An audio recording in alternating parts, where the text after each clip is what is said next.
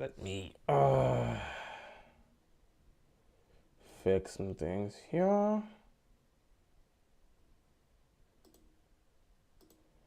We got time today, especially because it's Thursday night football, and I ain't even really vibing with Thursday night football.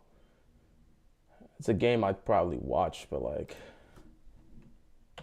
I ain't got much to say about that though. So it's like,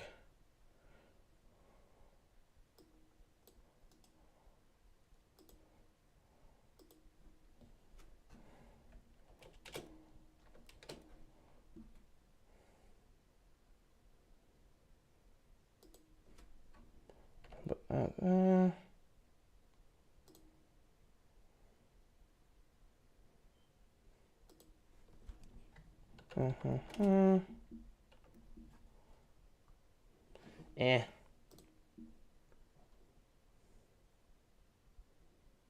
All right, I guess that's pretty much good to go. That's no. Ooh, I forgot. I usually use that. Yes, yes, yes. Now we're in a place where we're supposed to be. Right. What's going on, everybody? Hope you guys are enjoying your day. Obviously, tonight is Thursday night football. I believe the Falcons and the Saints, the Falcons and the Panthers. See, I don't even fully know who's playing. Either way, I know it's an NFC South matchup. I don't really have an interest in doing that. Instead, I feel the need to just talk about the Ravens, especially because we're in our bye week. And because we're in our bye week, it's going to matter for the most part. You know, this is the time to really sit back and assess the team as much as we need to, you know. Obviously, the team right now is 6-3. We're looking good. You know, the Ravens are, in terms of my predictions heading into the season, the Ravens are exactly where I expected them to be. So I'm not necessarily mad at the record because I already predicted us to be in 6-3. I said we would finish the season 12-5, first in the AFC North. We would have a home playoff game. We would win that home playoff game. And then we'd probably lose in the division round. Though that's what I set for the team heading into the season. Obviously, as a Ravens fan, I want us to win the Super Bowl, but I also have to be realistic in my predictions. And obviously, we did not know what this team was going to be heading into the season because we came into this knowing we were getting a lot of players back that were coming from injury. So considering where we are, the fact that the team's exactly where I predicted them to be record-wise, I'm pretty good with that, you know. Now, it would have been awesome if they were 9-0. They could exceed my expectations, but unfortunately, that's not where we are right now, you know? So, you kind of just have to take the situation with a grain of salt and say, hey, you're 6-3. You're in a good place. You have a chance to be even better. Let's see what you can do. That's just how I kind of take the situation. But yeah, I am happy to... I am somewhat happy with where the Ravens are right now, though obviously I want more. We're currently on a 3-game winning streak heading into the bye week. We beat the Browns, the Bucks. Yeah, the Browns, the Bucks on Thursday Night Football, and then the Saints. That's where our rankings are, at least in terms of. That's where we are right now in terms of, I don't even know what I want to say. That's where we are in terms of our winning streak. But, you know, coming out of the bye week, we're in a really good place. Like, we are in a much better place than what you would usually expect. So I'm hopeful that the Ravens will make improvements throughout this bye week. I'm hopeful that they will be able to dramatically take the next step. And I'm hopeful that, you know, once we get everyone healthy, we'll be in a good place. But, you know, we're here to talk about that today in terms of what they would maybe need to do. How would you rank them right now? And can they go higher, or will they proceed to fall off or stay the same? That's kind of what we're here to talk about today. So should be an interesting one. I'm probably not going to be here for long, depending on how I'm feeling. This might be a quick 30-minute stream. And then, I don't know. I don't know if I want to do Thursday Night Football tonight. I might do some commentary on it. I don't really know. I just have to. It all depends on how I feel. It all depends on how I feel. If I want to go and commentate on Thursday Night Football, I will. But if not, I'll probably have the stream be at most an hour and probably just call it here. Ravens look good depth-wise on defense and the run game, but regardless of what happens, it proves that without a good passing game, they will never have a legitimate chance at the Super Bowl, especially in this era. You know, it is interesting that we say that. I think for the most part, I understand where you're coming from, and I do agree in a lot of those aspects, but it's interesting, you know, because when you take a look at the Niners are in somewhat of a similar situation to where we are. Now, of course, their passing game is more creative than ours, but they're really just they're a team that plays great defense and has a dominant running game. Hell, if you take a look at how they've been their last two times in the playoffs, you look at 2019, their passing game isn't the reason why they got to the Super Bowl. Jimmy Garoppolo did not take them there with the passing game. It was their dominant defense and their running game. Hell, if you take a look at the NFC Championship game between the Niners and the Packers, you will see that the running game just took over and helped them destroy the Packers. And then you look again in their last time they went to playoffs last season, a big part of why they were able to get there was because of the running game. So the running game could have success in the postseason, but is it enough to get the job done? And with the Niners, we've seen that without a passing game that's competent or at least consistent, that's not the case. In the Super Bowl, they were up by 10. But due to Jimmy Garoppolo and that offense, they ultimately could not handle what the Chiefs were doing. The Chiefs had that passing game that fits in with the era we have. And because they had that passing game, they were able to pull off a comeback. And when they asked Jimmy Garoppolo to deliver them a clutch win and put them in the position to win, he couldn't do it. They told him to throw. You have to throw the football. We need the passing game to show up here and give us the lead. Jimmy Garoppolo couldn't. He missed his receiver. He completely missed his receiver. I think it was Emmanuel Sanders who he missed. Yeah, that happened. And because of that, they weren't able to win. So I believe with this style the Ravens are playing, it's possible for them to get to the Super Bowl. But winning the Super Bowl is a different conversation. Yeah, I get what you're saying, but they aren't scared of us in the passing game. They're probably never going to be scared of us in the passing game. And as more teams figure out how we operate in the running game, they're going to force Lamar to throw to God knows who. And that's going to kill us if we can't adjust. I mean, that is the truth. When it comes to the playoffs, they're going to take away what you do best. That's the whole point. And it's going to come down. Wow, that was a terrible shot. And it's going to come down to what you can do in the passing game. And if your quarterback can get the ball to his receivers. But when you look at the Ravens passing game, you'll see it's one of the worst passing games in the league. And a lot of it, people just attribute to Lamar. They say he can't throw. But a big part of it has to deal with the Jesus, why am I taking these terrible shots? A big part of it has to deal with the scheme you have and then some of the personnel you have. I know a lot of guys just sit back and talk about the numbers, but they just assume a guy being productive in the regular season is automatically going to translate to him being productive in the playoffs when that's just not really the case. It's not always the case where you see, a guy's he's being somewhat productive in the passing game in the receiving game. You know, he's a productive receiver. Also in the playoffs, he's going to be doing that same output. That's not exactly the case. No one fears the Ravens pass game, and it's clear as day. I do play Madden occasionally, but I don't have Madden 23 because I didn't have the energy to go in. I'm not buying Madden. I don't. Legitimately, I never invest in actually buying a Madden game. Never. Any ideas when Dobbins will return?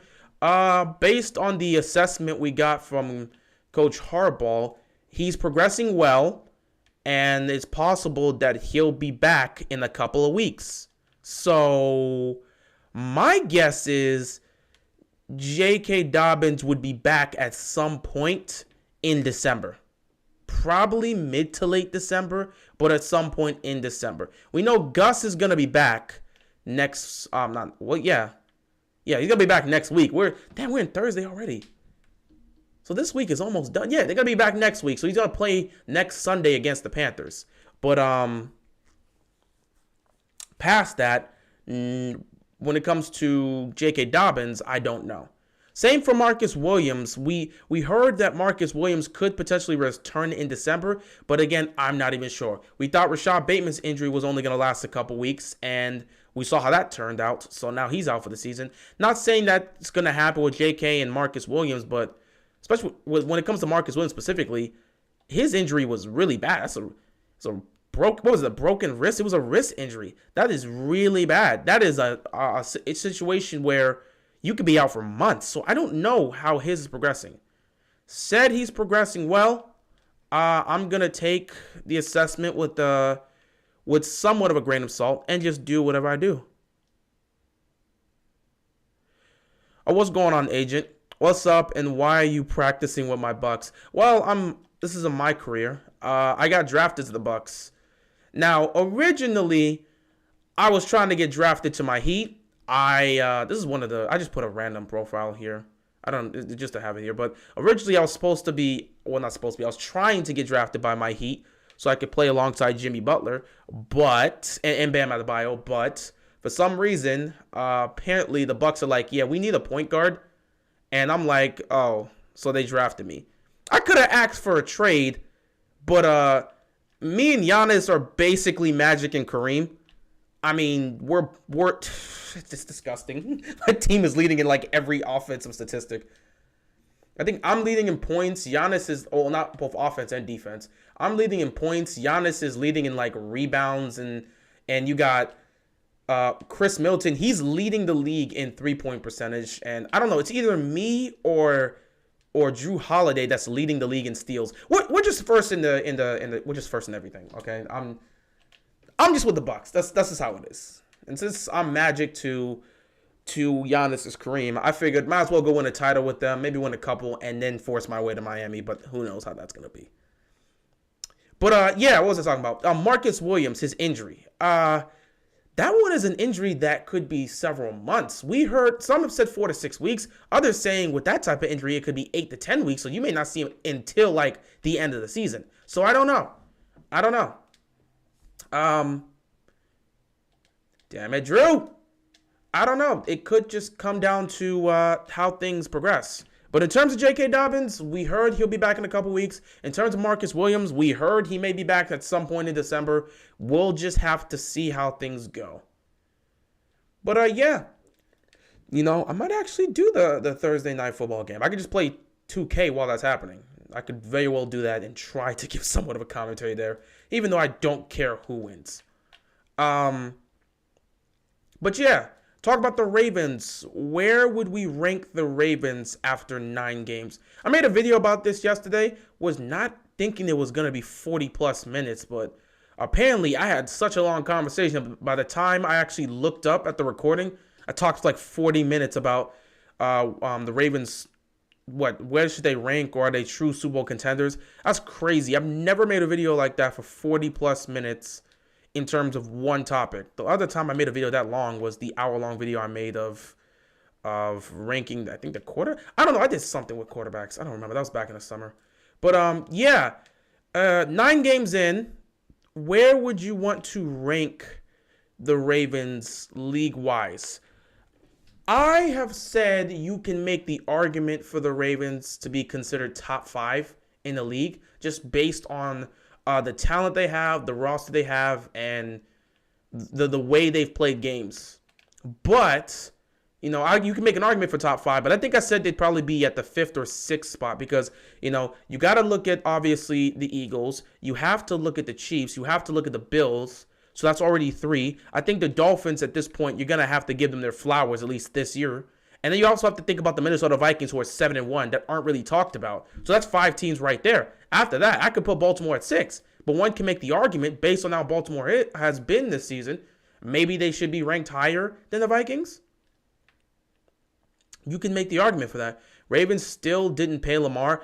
I don't know what's happening with that situation at all because, of course, Lamar himself has said he's not talking about his contract during the regular season. So I don't know if they're still trying to talk with him or if the team's just decided since Lamar's not going to talk about it, we're not going to come up with a contract.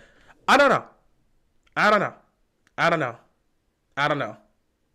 You wanted to be Celtics, but you chose the Bucks. Now, I wanted to be Miami, but for some reason, to spite me in the face, even though I said my first choice was Miami, I wanted to go to Miami. Miami needed me. They were like, nah, Milwaukee. Bro, I'm not even joking. Raven C, I'm not even joking. By the way, appreciate you stopping by. I'm not joking. If I would have been drafted to the Celtics, I would have asked for a trade. I don't care where I would have gone. If the Celtics would have drafted me, I'm asking for a trade. I don't care where. I'm not playing for the Celtics. I would have asked for a trade. If any of the fans would have bought my jersey, bro, you better burn that because I'm asking for a trade. First ticket out of there. I am not playing in Boston. But, yeah, the Ravens, I think you can put them at the 5th or the 6th seed.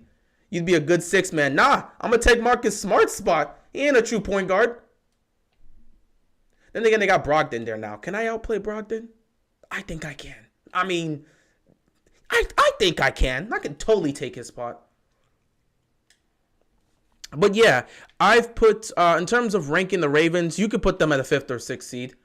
Or 5th or 6th. You can put them at, as the 5th or the 6th best team, but you got arguments. I think what really helps Baltimore's case is that what both helps and hurts their case is the fact that they've led by double digits in every game this season. So they've led by double digits in every game this season. They've never trailed by double digits in every game this season. That would make you think they're up there with a team like the Eagles. You can make an argument. Maybe they've been somewhat more dominant than the Eagles to be leading by double digits in every single game. But here's where the problem comes in. You've choked away 3 games. Choked away a 21-point lead against the Dolphins. Choked away a 17-point lead against the Bills. You choked away a 10-point lead in the 4th quarter against the Giants. So that's the aspect that hurts them. So it makes it tough to rank them. You could put them as a top 5 team, but you're not exactly sure. How do you feel about Kyle Hamilton and the Ravens defense improving week by week? What's going on, Loyal to Houston? I feel great. I feel like a lot of people got it. Man, I ain't gonna lie, a lot of Ravens fans owe some people some apologies. When y'all were going at Kyle Hamilton early on in the season, I sat back and looked at y'all and say he's a rookie. Are you gonna give him time to develop and adjust to the season, or are you just gonna continue to bash him? Yeah. I mean, I was one on draft night to say I didn't want a safety because I wanted to get a pass rusher. I said that. And I have no problem admitting that. But when Kyle Hamilton got drafted, I was shocked, but I didn't put the kid down. I didn't put the guy down. I said, all right, let's see where this goes. And you know what? It has been great. Yes, early on, he was making mistakes. But since then, Kyle Hamilton has been he's having a great year. He's been great. He's shown improvements, and he's been great. So give him his credit. Vonnie, what's going on, man? Appreciate you stopping by. But yeah, give Kyle Hamilton his credit. And when we're talking about the defense, some of y'all really gotta apologize to some of these people. Patrick Queen is somebody that a lot of fans are gonna have to apologize to. Yes, I understand. The first month of the season, Patrick Queen was bad. He would tell you himself he was bad. He literally had some of his teammates getting on his case for that and clowning him, saying, "Hey, bro, you got to step your game up." You know, he even knows he was not playing the way he was supposed to play. So, yeah, that first month was bad. But since then, Patrick Queen has been great. I believe he's leading the defense. Well, you can say that. He's leading the team in tackles, but he's basically no, I don't need a Gatorade. Let me get a break real quick. I think that can help. The Gatorade down and grab the basketball. But yeah, I believe he's leading the team in tackles right now. What did I just let that? Okay, whatever. I believe he's leading the team in basketball. He's leading the team in tackles. So y'all owe this dude Patrick Queen an apology, because not only is he leading the team in tackles, we're seeing he's actually doing well both in run and pass coverage. And now that he has another guy here one of the best linebackers in football in Roquan Smith to his other side. Those two are going to be a dangerous duo down the stretch this season. So, like, y'all owe Patrick Queen an apology. Y'all owe him an apology. Yeah, he started the season rough, but he's been what he's wanted to be. Maybe we should have sat back and said, you know what? There's a lot of moving pieces here. I think we should have been at least a little bit more lenient with the Ravens, because this season, coming into this year, they had so many people coming back from injury. Not to mention, we had a new defensive coordinator who is a rookie defensive coordinator. We expected things to be able to gel so quickly. That's how the Ravens fans thought. Things should gel real quickly. People were supposed to be playing the way they were supposed to play early on. And when that wasn't happening, we were willing to criticize the team. I remember people sitting back and saying, man, we really got to get rid of McDonald. He's awful. And it's like, come on, bro. He is a rookie defensive coordinator. Are you going to give him a time? I don't know why we as fans are not willing to be patient with people. When we hear rookie, we should at least assume that they're not going to get to exactly where they need to be right off the bat. They're going to need time. But with fans, the minute you enter the league, be it a coach or a player, right off the bat, as a coach, you better be coaching efficiently. You better be helping your team. You better be coaching these players to be the very best they can. And your defense or offense, or better yet, the head coach, your team better be balling out. That's how it is. And if it's not that, you're garbage. When it comes to a player, if you're not already playing or at least looking like a superstar, you're trash. You're a bust. We're too quick with that. People were crying for Wink, and Ravens are now like fourth in sacks. Exactly. People were crying for Wink Martindale, especially after the Giants game. Yet when you're looking at the Ravens right now, they're top 5 in sacks. And here's the funny thing. They're top 5 in sacks, and they're not even pressuring nearly as much as last season. They're not even remotely close to pressuring the same amount of times they were pressuring last season. So they're actually looking better as a defense while not even rushing or pressuring nearly as much as they did last year. So take that. McDonald's system has been working. It's gotten better. They're starting to adjust. We were pressuring on like damn near 60% of the defensive snaps that were happening. We're not even remotely close to that this year. Yet we're seeing production in the pass rush. We're actually getting to the quarterback. We're pressuring him at a very high rate. So give him his credit. Give credit to Kyle Hamilton for improving as the season goes on. You know, especially as a rookie and making those strides. Come on, Drew. Give Patrick Queen his credit for improving as the season's gone on. Give McDonald his credit for starting to really get into the role. And this ain't even the end of it. You know, we got to see what's going to happen moving forward. And let's not forget, we had the third or fourth toughest schedule through the first 9 games of the season. It's like, give it some time. The bust on this team is Owe to me. If there was to be someone that has to be called out, it would have to be Odafe Owe. He has all the tools to succeed, but he's not there in terms of utilizing it. And if there's anyone I can hope to get him to where he needs to be, I would say would be Justin Houston. And if there's anyone that can help aid that, David Ojabo on the other side is definitely going to help out with that too. So I think Owe himself, he's not technically sound. There are some things when he's trying to get off the edge, his movements.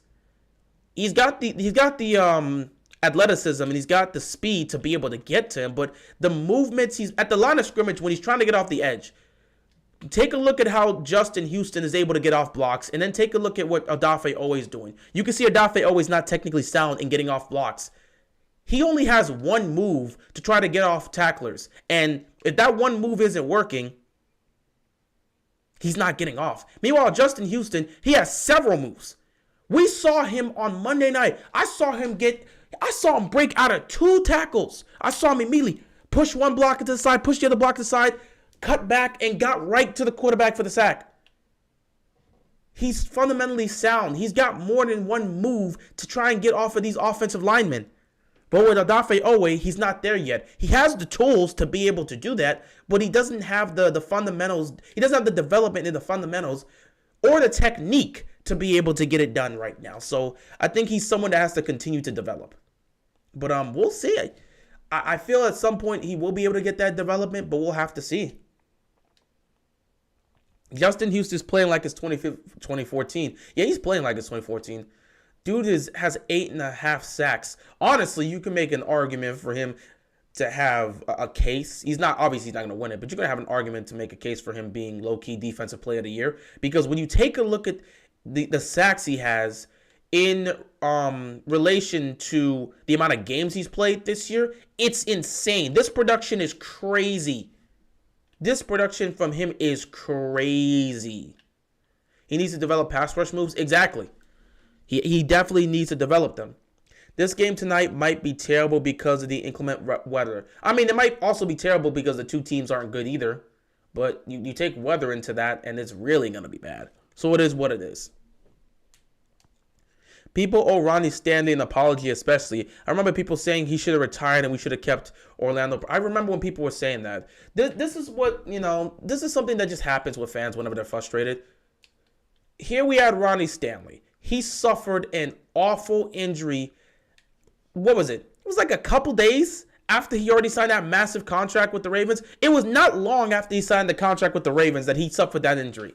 And that kept him out throughout the entirety. They kept him out for the rest of that season. And then, he comes back. Here we go, the 2021 season. We're expecting him to be back because he suffered in the 2020 season. And he's out for all of that and then goes through all the surgery and the recovery process. And he goes through all that. And then all of a sudden we get to the 2021 season. People are like, we're hopeful he can play. We're hopeful he'll be able to play and he can participate in training camp and all this other stuff. And next thing you know, we fast forward to the 2021 season, week 1, and they just throw him out there. And everyone's like, all right, good, because we actually need to have him out there. We paid all this money for him. Let's hope he can actually play.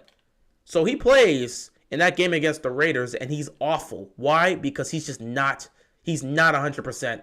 And he needs more recovery time, and he needs probably another surgery, which I believe he did have. He just wasn't ready at that time, and we kind of pushed it. We pushed a lot of things in 2021, and that is a big reason as to why they've changed their philosophy with how they've handled injuries this year.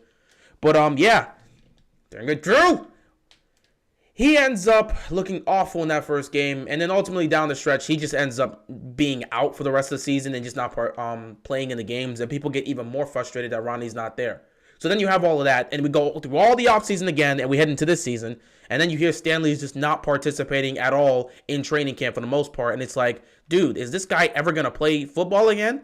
You paid all that money. He was an all-pro left tackle. You paid all that money. And what made it even worse is because you had Orlando Brown on the roster, and he said he wanted to be a left tackle. That's the position he wanted to play. But we were like, well, you got Ronnie Stanley, so you can't do that. So they decided to trade him to the Chiefs, but the all-pro left tackle that you needed is not there. Meanwhile, Orlando Brown was playing left tackle for the Kansas City Chiefs. So that's what made it very angry for people when it's like, you had this guy on the roster. You could have just had him play that role until Stanley gets back. You didn't have to trade him and all this other stuff.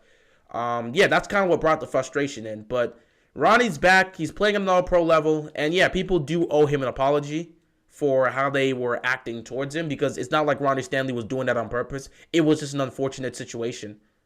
It was legitimately an unfortunate situation, and it was a devastating injury that he suffered. Let's be happy that he's healthy again and he's playing at the all-pro level. His ankle literally snapped in half, went backwards, and the fans were just acting like that's a normal thing to come back from. Exactly. And I think that's just the part that was a little bit unfair towards him. And that's what we as fans have to be better in being able to express our emotions in that type of circumstance, because it feels like we be doing too much sometimes, or we be doing too much a lot of times in terms of how we react to certain players, be it injury or something like that. These people are human, and it's not like they're robots. Their bodies, especially when they're going through injuries, their bodies are going to suffer some sort of pain or some sort of setback. They're human beings after all. So yeah, I feel like there's a lot of people that, just went off on this roster, and there were several players that honestly they deserve apologies from the fan base. I think Justice Hill is another guy we might owe an apology to because people thought he was virtually useless in the run game, and he's been great. He's been productive in moments. Now obviously he's not the third back. when everyone's healthy, that's going to be Kenyon Drake. Kenyon Drake's been great for us. But Justice Hill, he's had moments where he's shown up. I think another person that some people immediately were already fine with at least apologizing to in some cases was a little of Devin Duvernay, because people thought he was going to be virtually useless in the past game, and he's been arguably the best receiver we've had, or at least the most productive receiver we've had this season. Did you see what JK said about him getting surgery? Wanted to be really fully 100% given. I didn't see that. Did he post anything recently? I don't know what JK said regarding that, so I'm not exactly sure. Tonight's game. The funny thing about this, I started this live stream here. I'll probably take a look at it. Started this live stream here just to talk about ranking the Ravens, and I've pretty much done that. I think we said at 5 or 6. We kind of went into the Ravens season a little. I don't want to kind of repeat some of the things I've already said in my previous video, because that was 40 minutes, and I feel no need to try and repeat what was already said in that video. But yeah, the Ravens are in a much better spot than people want to talk about. Honestly, if there's any year, even if you don't like the passing game, if there's any year where the Ravens can really compete and actually get to the Super Bowl at least, this is probably going to be the year. I mean, take a look at the AFC right now. The Jets are a team that's competing for one. When I look at the Dolphins, I think the Dolphins are definitely a team that can be a serious threat come playoff time. But the one thing that concerns me defensively with them, one thing that concerns me with them is their defense, specifically the secondary. I feel like the Dolphins' defense is very streaky at times. And there are moments offensively where they do stall out in bad situations. That's what almost cost them against the Chicago Bears. Speaking of that, their defense is giving up way too much points. Yes, they added Bradley Chubb to help with the pass rush, but their secondary is still getting beat at times, and I just don't like what I'm seeing from the Dolphins defense, and I think that defense is going to be the one to hold them back. Then you look at the Kansas City Chiefs. Bro, Kansas City this year, I was the one to sit back and say in week 1, New Year, same old Chiefs. I half feel that way. I can't even lie. I half feel that way. Just taking a look at the Chiefs this year, for one, Mahomes hasn't exactly been at his best. He's putting up great numbers, but Mahomes he's had 2 games where he's thrown game-losing interceptions. The offense at times has severely struggled to score. Against the Titans, this man threw the ball 68 times, and they were only able to get 17 points out of that. If Mahomes is throwing the ball 68 times, and the offense is getting you 17 points at that moment for much of the game, that's a problem. That's an actual problem. They almost lost to the Titans. What's going on, Nicholas?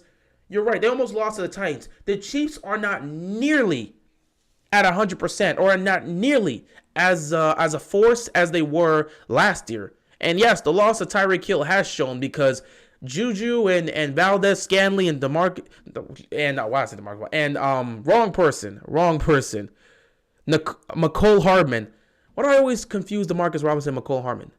We have DeMarcus Robinson, but yeah, McCole Hardman. You got Hardman there. You've got Valdez Scanley. You got Juju. These guys are supposed to be your main weapons, and the receiving core hasn't exactly been fully up to par. You still have Kelsey there, thank God, but I don't know. Mahomes has had games where he's made mistakes that's cost his team.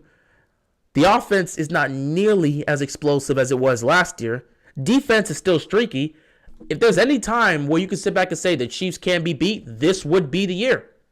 And then you look at the Buffalo Bills. The Buffalo Bills are also a team that's had their hiccups. The 2 losses they've suffered have been against divisional foes. They had 90 plays. 90 plays they ran in Miami, and they lost to the Dolphins. And then last Sunday against the Jets, Josh Allen was awful. He threw 2 picks, and the Jets upset at them. The Dolphins and the Jets are within reach of the AFC East crown. Think about that. Within reach. Legit within reach. So, things are not perfect for them. To make matters worse, Josh Allen is dealing with an elbow injury that we don't know how severe it is. So, he's dealing with an elbow injury, and they've shown moments of weaknesses. Obviously, they still can't run the football. So, that Bills team isn't as dominant as some people try to make them out to be. They are still somewhat vulnerable, and anything can really happen. So you take a look at the AFC, and then you look at the NFC, and besides the Eagles, everyone's not necessarily fundamentally sound. Like, even the Eagles, people don't fully believe in because of their schedule.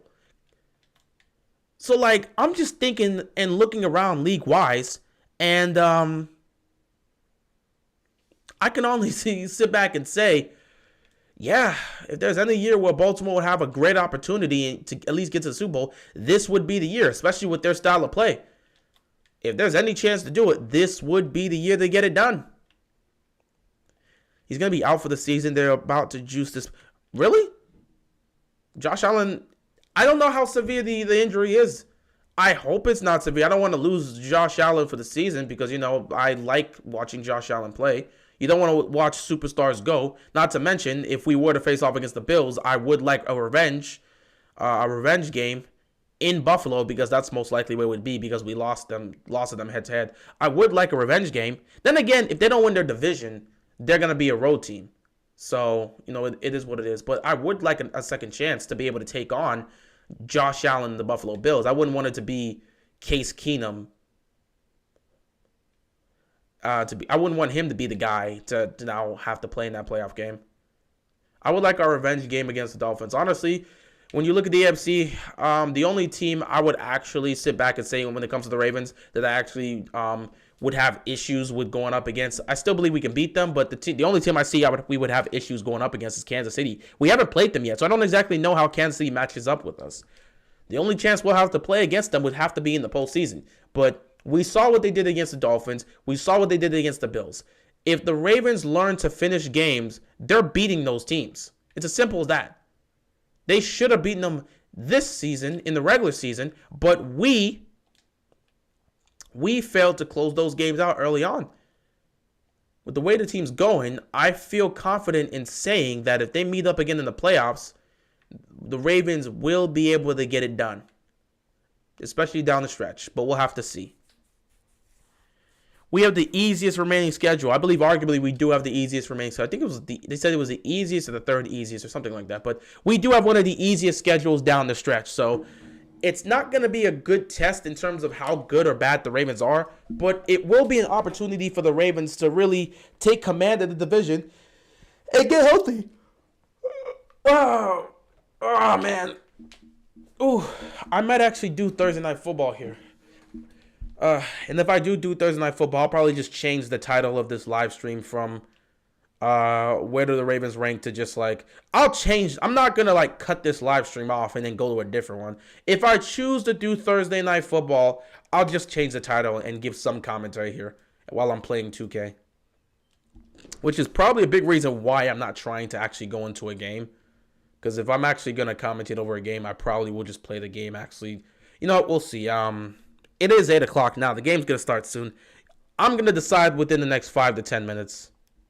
Do you honestly want to watch the Eagles destroy the Commanders? Any given Sunday, bro. Any given Sunday. The Eagles are not guaranteed to destroy the Commanders.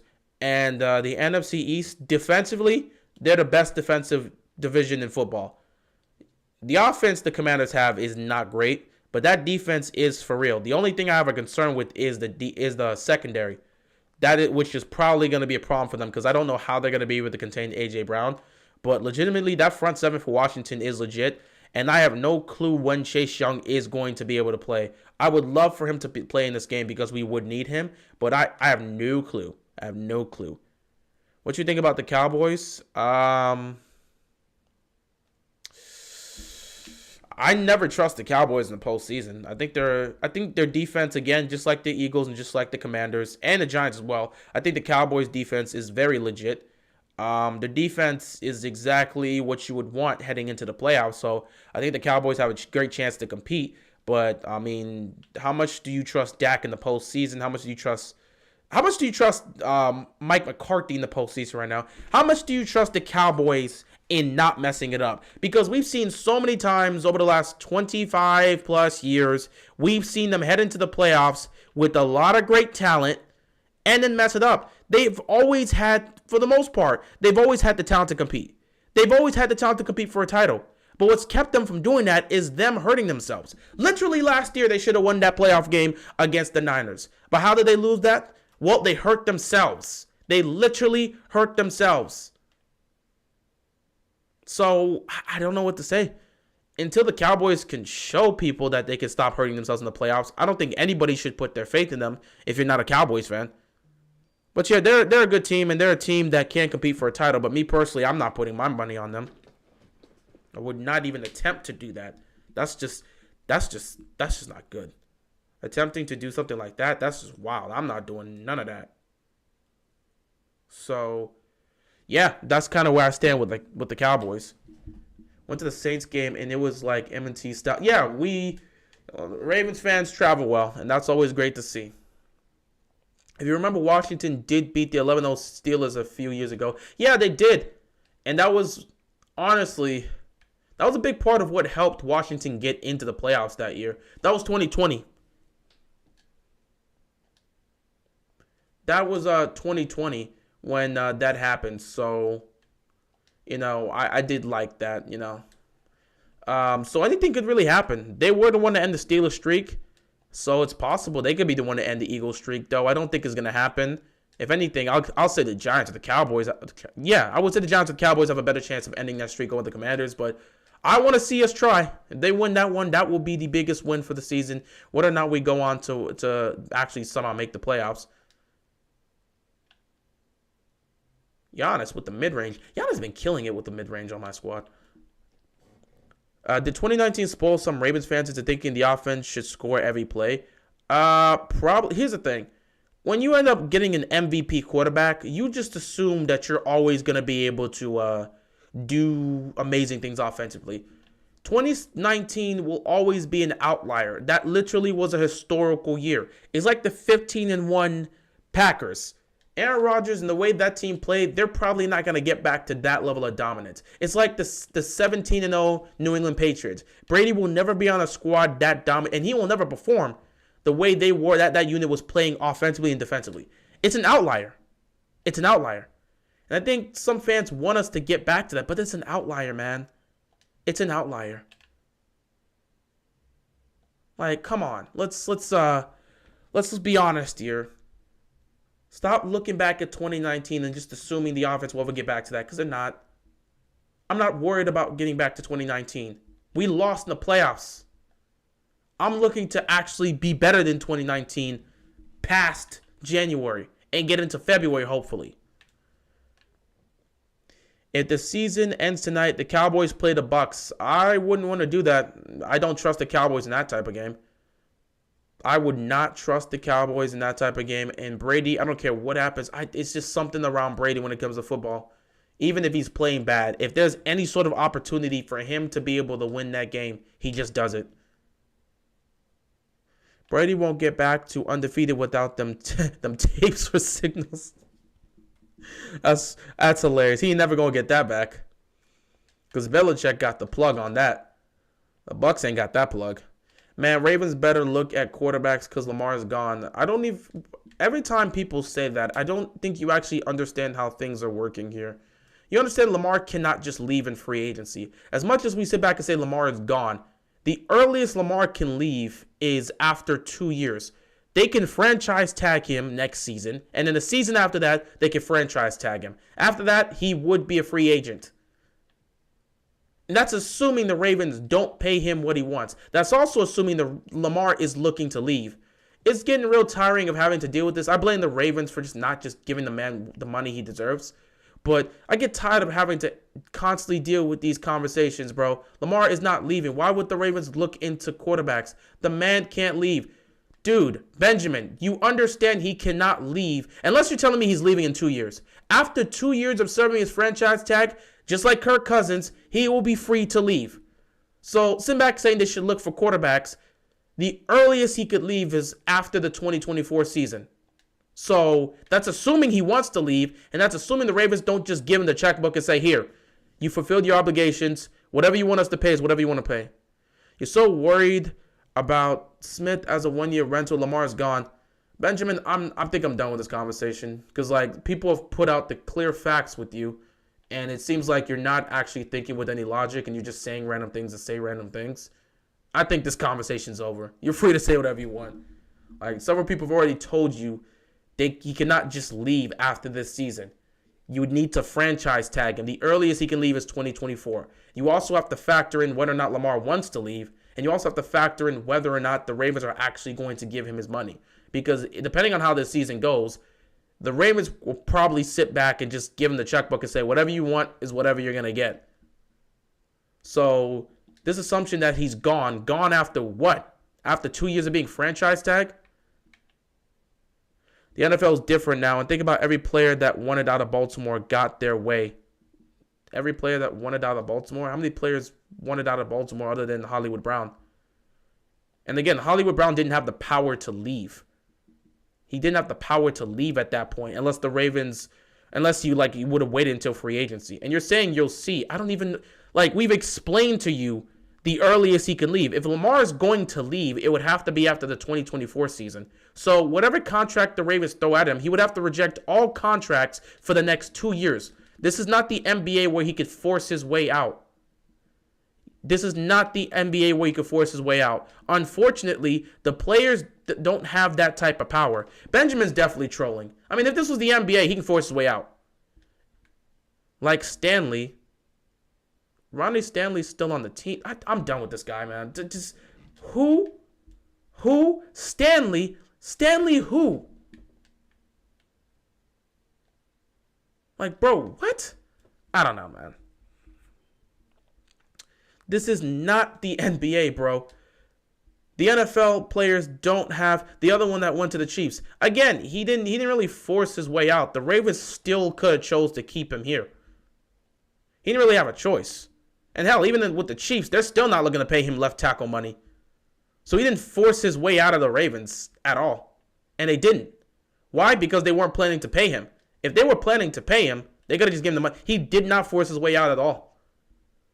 He said he wanted to play at left tackle. Honestly, they probably could have just thrown him at left tackle with Ronnie Stanley being gone. But they said, no, we're not going to give that money. We're not interested in it. It's not the same situation here. Because Ronnie Stanley wanted to play left tackle. We already had a left tackle here. There's not a situation where Lamar wants to play as the quarterback. They didn't want to pay. No, they wanted to pay Ronnie Stanley. They wanted to pay Orlando Brown. It's not even remotely close to the situation, buddy. They wanted to pay Orlando Brown. Orlando Brown wanted to play a different position. He did not want to pay right tackle. They were going to pay Orlando Brown as a... Will you pick up the basket? Man, give me a ball. The Ravens wanted to pay Orlando Brown as a right tackle. They were willing to give him the money he wanted because he did deserve it. The problem was that he was fine with the money, but he wanted to play as a left tackle. And the Ravens already had a left tackle in Ronnie Stanley. It wasn't about the money. It was about the position. So it wasn't about them willing to or willing not to. Regardless, he got out. Bro, you're not making sense in anything. You're trying to say the Lamar Jackson situation is the same because they won't pay him when it's not the same. Hollywood wanted to go to an offense where he would be utilized. It was not because he wanted to get paid. That's also a different situation.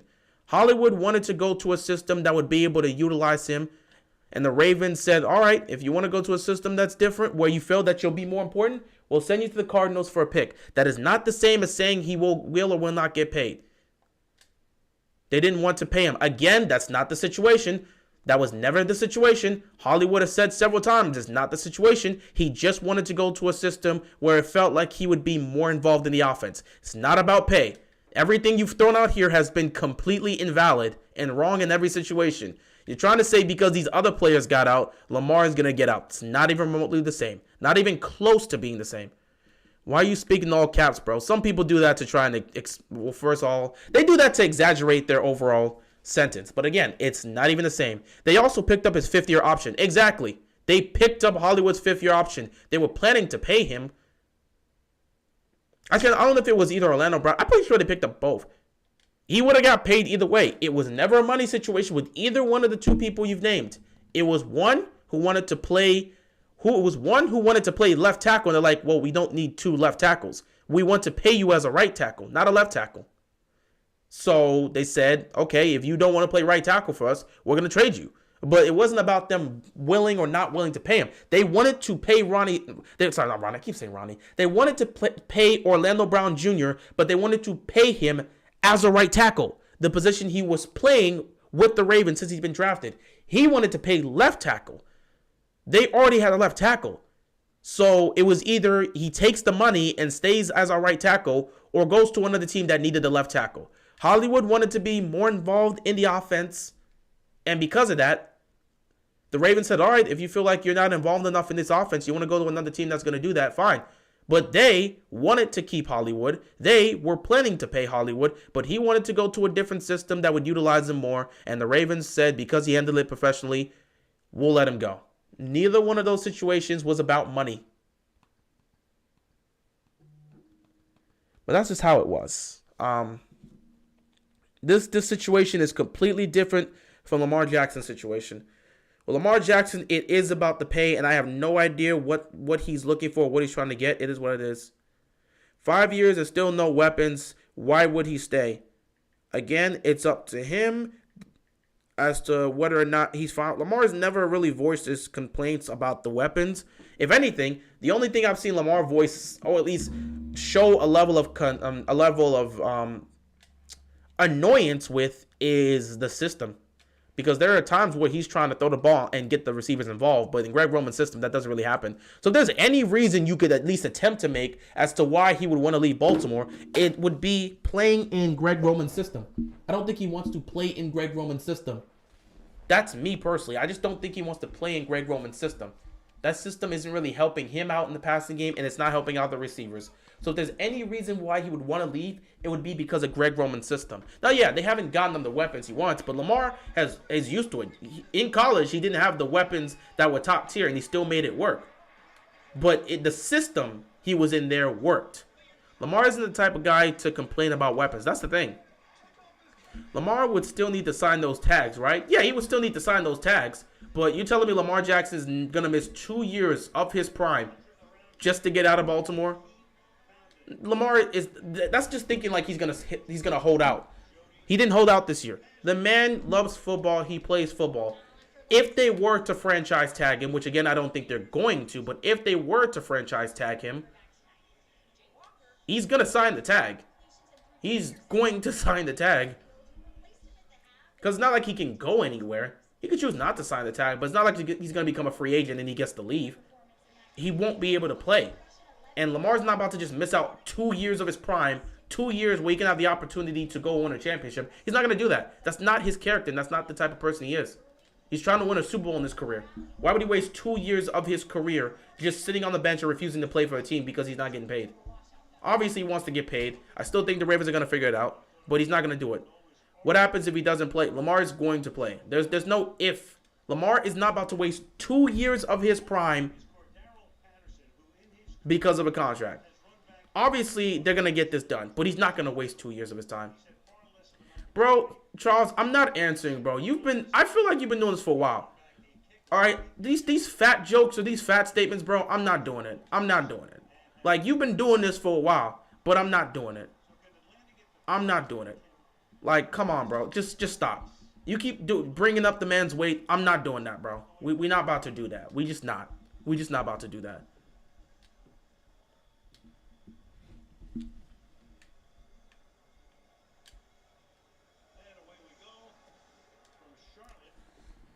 The game's actually on right now. I don't even know if I would want to play it. Yeah, I'll think about it. Game is on, though, but I don't think I want to necessarily deal with it. He will refuse, and they will let him leave. Leave where? It's not like he can go to another team, even if he refuses the tag. Like, legitimately, even if he doesn't sign the tag, he just won't play football. He cannot go anywhere else.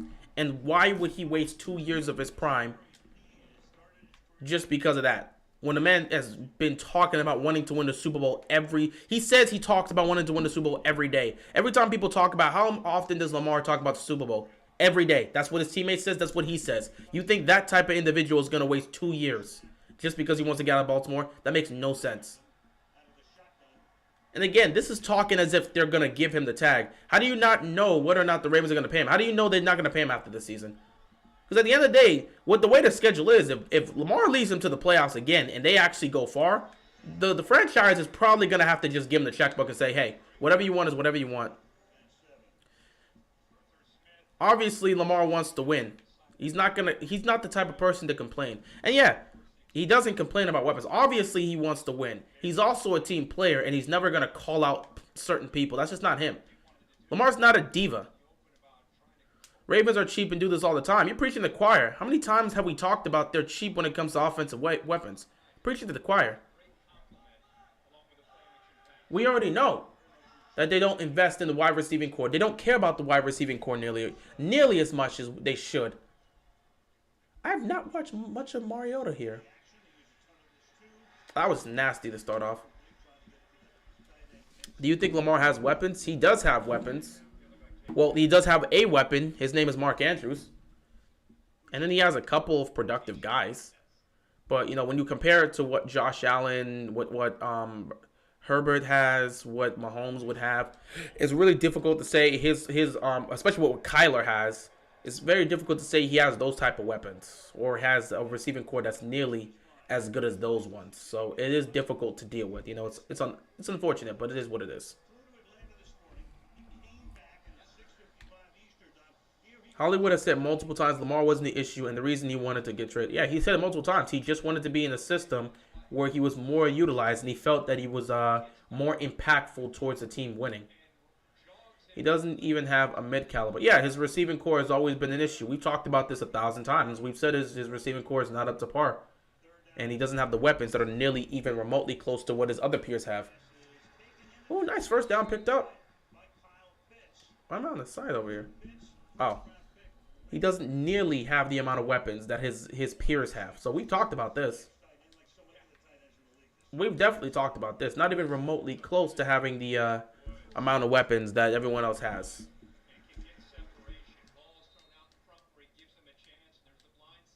Do you think Lamar secretly hates Greg Roman? No, I don't think he secretly hates Greg Roman.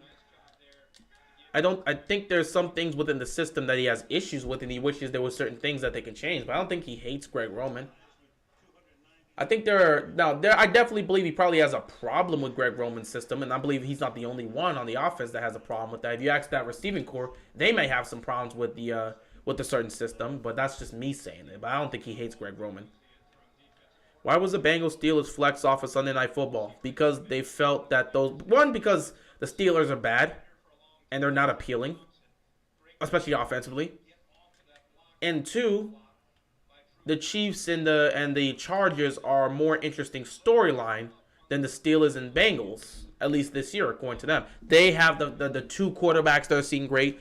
It's going to be hard for them to sit back and say, we're going to promote Joe Burrow versus Kenny Pickett on Sunday Night Football, when they can sit back and say, no, let's promote Patrick Mahomes and Justin Herbert on Sunday Night Football. So they chose to flex that off of Sunday Night Football and take the Chiefs and Chargers because they're like, that's a much better game and that's a much more interesting storyline than having to watch Kenny Pickett, a rookie, on Sunday Night Football take on the Cincinnati Bengals, a team that looks like they're starting to head in the wrong direction. I was kind of expecting them to flex that game. I did not want to watch it at all. They should have put Bills versus Vikings instead. Bills and Vikings are already on primetime. The flexing was for next Sunday, not this Sunday. I believe the Bills and the Vikings are already on primetime.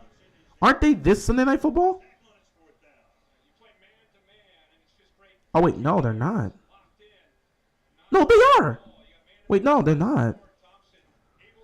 They're a 1 o'clock game? This Sunday Night Football is the Chargers and the Niners.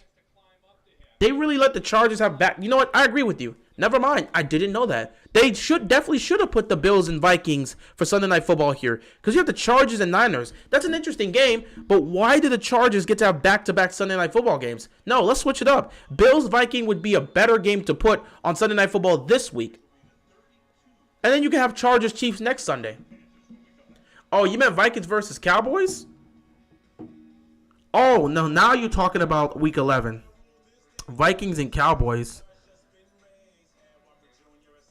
They should have. The problem with that is that the Cowboys-Vikings game is going to be considered the game of the week.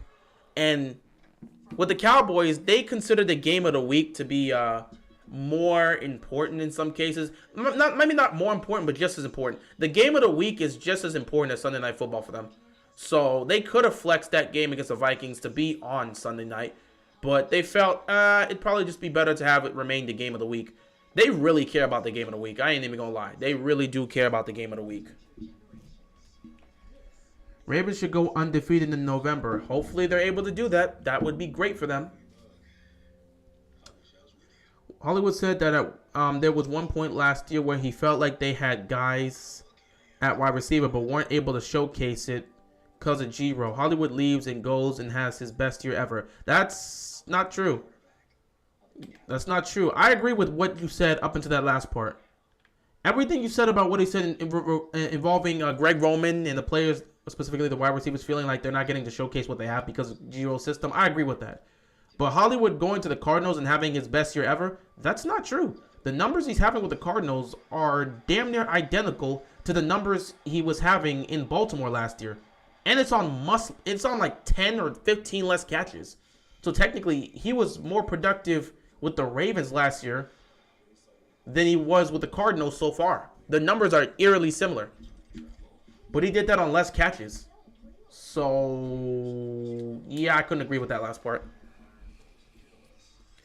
Primetime games have been trashed this year. One can make the argument that primetime games haven't been what they've needed to be.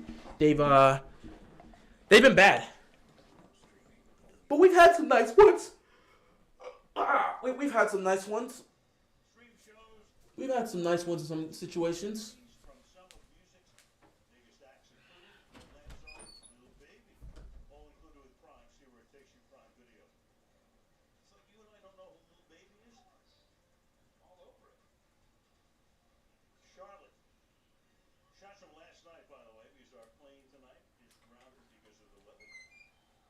I'm surprised they chose to stick with P.J. Walker here for Thursday Night Football.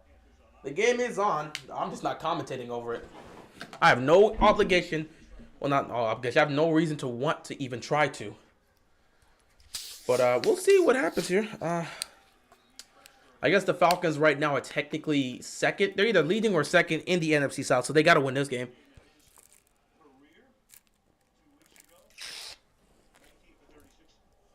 I love Hollywood, but he had to go. System wasn't good for him, plus his drops in situations would be aggravating. He didn't have to go, because now look at the situation. The guy that was supposed to be that guy, the guy to replace Hollywood as our number one receiver, Rashad Bateman, he's gone. Do you know how much Hollywood Brown would help right now? But it is what it is. It is what it is. He had to go, I guess, in terms of trying to get the numbers he wanted. I guess, but still, his numbers are very similar. His numbers are damn near identical to what he had last year with the Ravens, and he has those numbers on less catches than the catches he had this year. So I don't know what to tell you about that. You know, Connaughton's over here practicing free throws by himself. All right, cool. Let me see if I got. Damn, I can't pass nobody. Pump fake. Hold on, wait. Pump fake. Oh, he greened it. Let me get in his face. Let me get in his face real quick.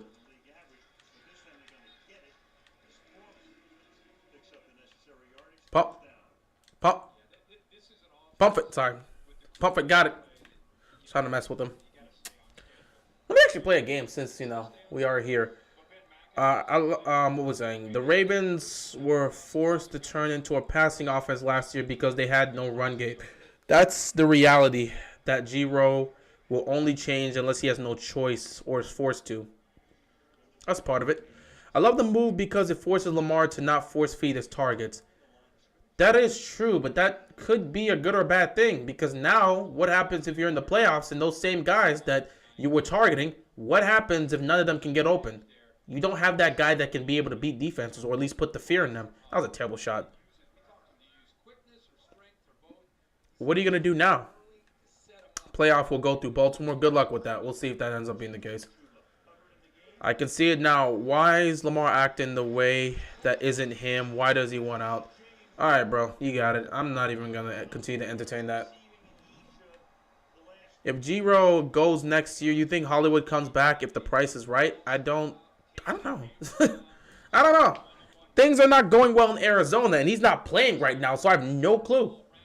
Besides, it depends on whether or not Arizona's going to pay him, which they probably will. They're not trying to lose their weapons. But if Arizona doesn't pay him and he's a free agent and Greg Roman's gone, I could see a reunion happening there. And if he comes back, then that's going to make everybody know that it really was Greg Roman that caused him to leave. Pull up. Green bean. Why do y'all get surprised if the wide receiver one is getting force fed? They're the number one guy. That's exactly what's supposed to be the case. You know, Kelsey constantly gets the football. Jamar Chase literally gets the football half the time on their offense. That's what you want to do. The Niners offense is literally surrounded with just throwing the ball to Deebo Samuel and George Kittle for much of it. And occasionally you get it to Ayuk. But you force feed your main guys. Well, not even force feed, but you give targets to your main guys. That's how it's supposed to be. The same with Mark Andrews. That's just how it's supposed to be. Cliff Kingsbury is so overrated. He has not done well. I don't know how this team has that much talent and you're failing to win football games. That's a problem. Do you think the reason Hollywood was so bad? And Hollywood wasn't bad, so I don't even know where this statement is coming from. And making the joke of him playing COD is not really going to help in the situation because, again, he was still playing that and he wasn't playing bad. Again, go look at his numbers. Look at both these two teams. Come on, bro. The ball's in your hands. You could pick him off. Come on. Also, PJ Walker, you got to be better than what you're doing, bro. You got to be better. His system is really just screens and short routes. Yeah, they're not really doing much. I can see why you see at times. I'm just shooting terrible shots. I can see why at times DeAndre Hopkins is getting frustrated because some of the play calling there is awful, and Kyle has to try and get him together.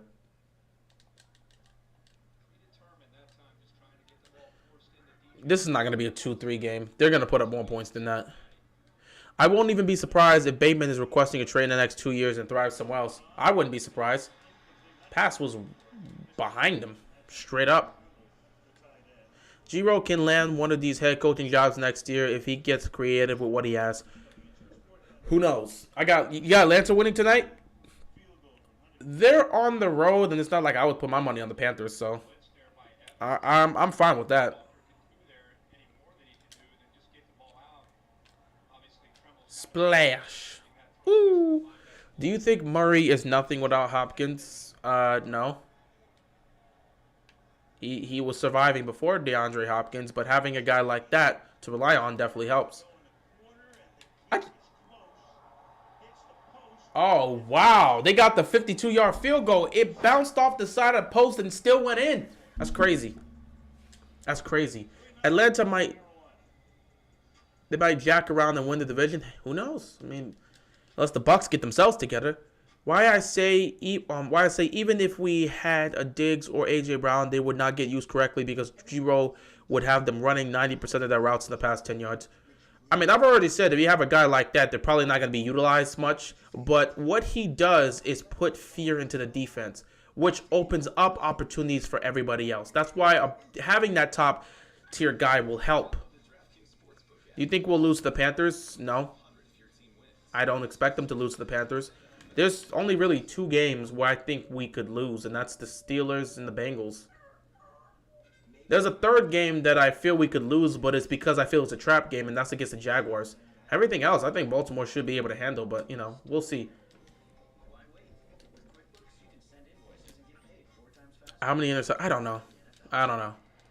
know. I really haven't a clue. How do fans expect the receivers to get open when they're just run curl and flat routes and occasionally a post? I don't know. Sometimes they'd be saying, get open, figure it out. But, you know, play calling and execution does have a role to play in it because there are times where they do get open, but we're not executing. So, it is what it is. Let me play a game. Let me actually play one of these. I don't even care what I do here with this. We playing who? Atlanta? Let me take this one.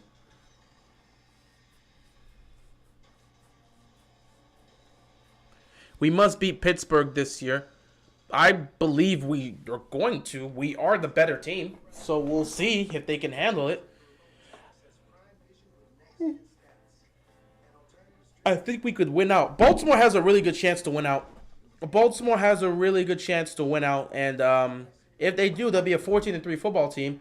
I think that gives them at least an opportunity to potentially get the number 1 seed. I'm going to keep them at 12-5. That's just the record I predicted, but we'll see. I see you do Commanders content at times. That's your second squad. It's a team I support. I have a long history with the Commanders, and there's a reason why I support them. So I guess technically it would count as my second team. Do you think Baltimore's offense will lose to Cleveland? No. But yeah, I have a long history with the Commanders, so there's a reason. Well, I have a long history with Washington teams, so there's a reason why I definitely talk about them, and I show love and support. I hope we're the 3 seed. We are a better road team. We'll see what happens. It all depends on how things go. But oh, look at Patterson. That's a nice return by him. We are a better road team than a home team, so it would be good. It would be good it would be good to be a road team as opposed to a home team. But, at the end of the day, it really shouldn't matter where you play, per se, because you should be good enough. Look at Giannis. You should be good enough to get it done wherever. If you're that team, home, road, you should be able to get it done. But being a 3 seed, at the end of the day, as long as they're in the playoffs and win their division, I have no problem with what seed they have. Especially because I expect them to show up in the playoffs. And they should expect to show up in the playoffs because they haven't done that over the last several years. And if they don't show up in the playoffs again this year, everybody's getting crucified. And that'll just be the end of that discussion. Look at that good defense right there. Have you ever thought of Ed Reed being a defensive coordinator for the Ravens? I've thought of several former Ravens players joining the staff, but, I would love Ed Reed to be here, but that's not really his MO. In terms of trying to be on the coaching staff for the Ravens, that's not exactly what he's trying to do. So, it is what it is. But I'm not against it. I would never be against it. Oh, what the? I looked up for a second. I just looked up for a second. I swear I just looked up for a second. The defensive stops. Actually, wait. Bobby Portis was in the paint. Come on. Bobby was in the... Man. Bobby was in the paint. Oh, he's going to get that rebound. Look at that. That's why you got to feed him in the paint.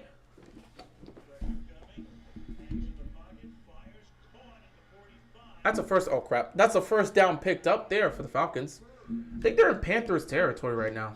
Oh, God. Trying to play 2K and looking at the game and the chat is nasty. That is nasty work. Oh, that's a block right there. Bro, I'm running the court for no reason. If that was Giannis, I know he's getting me the ball. If that was Giannis, legitimately, he's getting me the ball.